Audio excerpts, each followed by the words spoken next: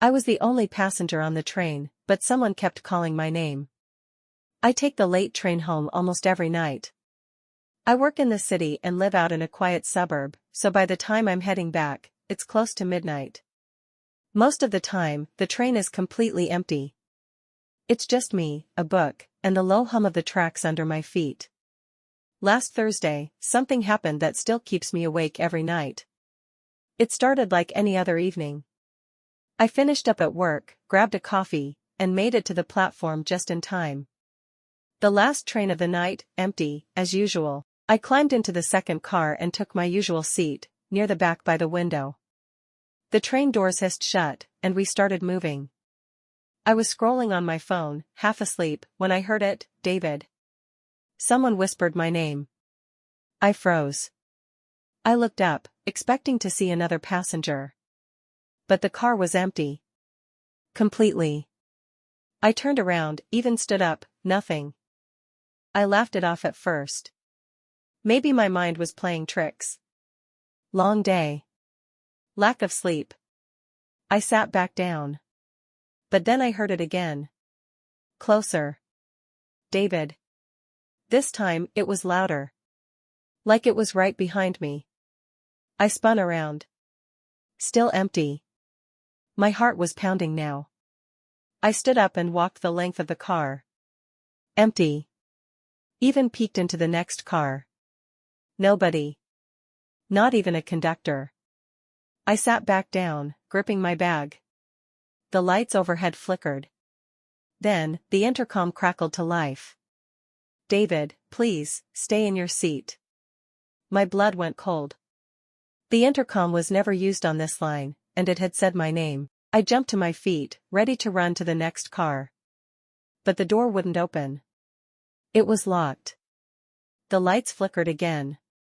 The train seemed to pick up speed, faster and faster, the sound of the track screaming underfoot.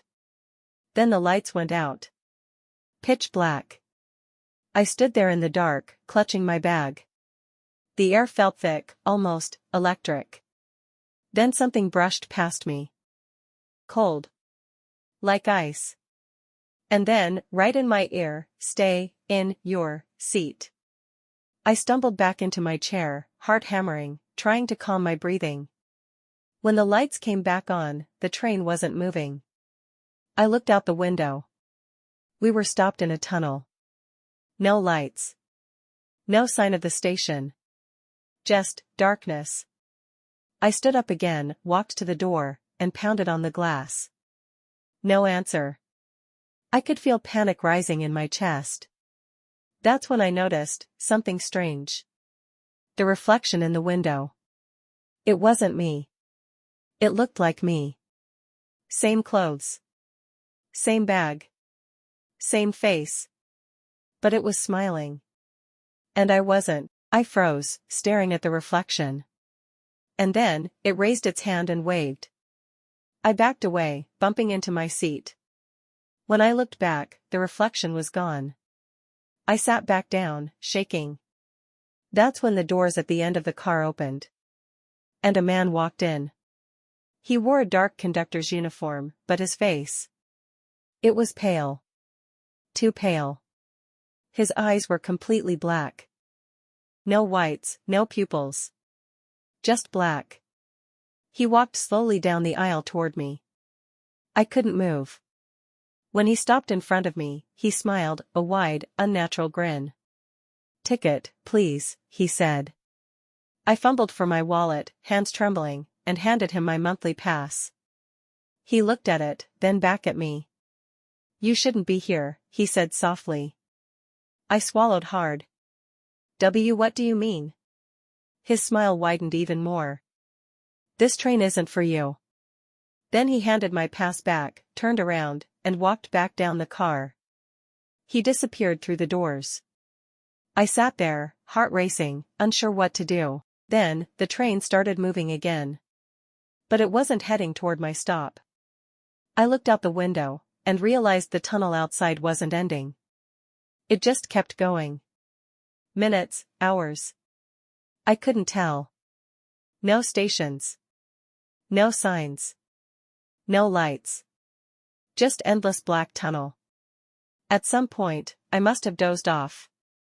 Because when I opened my eyes, I was no longer on the train. I was standing on a platform. Alone. It looked like my home station, but wrong somehow. Dim, silent. The clock on the wall said 3:17 a.m. 3 hours later than when I'd boarded the train. I slowly walked up the stairs to the street. It was empty. No cars. No lights. Just quiet. I walked for what felt like hours. Eventually, I saw headlights. A taxi. I flagged it down and got in. The driver glanced at me in the mirror. "Rough night, huh?" he said. I didn't answer. When I got home, my wife was standing at the door, pale, wide-eyed. "David," she said. "Where have you been?" They told me you didn't make it." My stomach dropped. "What do you mean? Who told you that?" She shook her head. Tears in her eyes. "Please," she whispered. "Don't ever take that train again. It's been a week. And every night since then, I hear it. In my sleep. In the quiet moments. Even now, as I write this. That same voice. David, stay in your seat." Red Square TLDR, took the late train home. Heard my name called.